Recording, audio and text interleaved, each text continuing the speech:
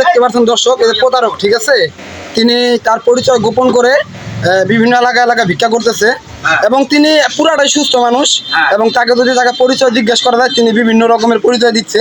একবার বলতেছে চিলাহাটি, একবার বলতেছে পার্বতীপুর, একবার বলতেছে দিনাজপুর, আবার বলতেছে আমবাড়ি।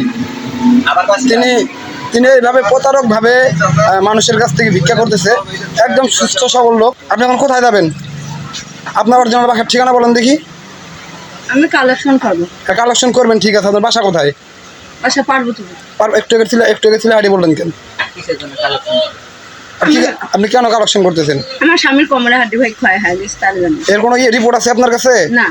তাহলে আপনাকে মানে কেন টাকা দিবে? এটা তো একটা রিপোর্ট থাকবে না। আপনি ওনাকে ডাক্তার দেখান নাই?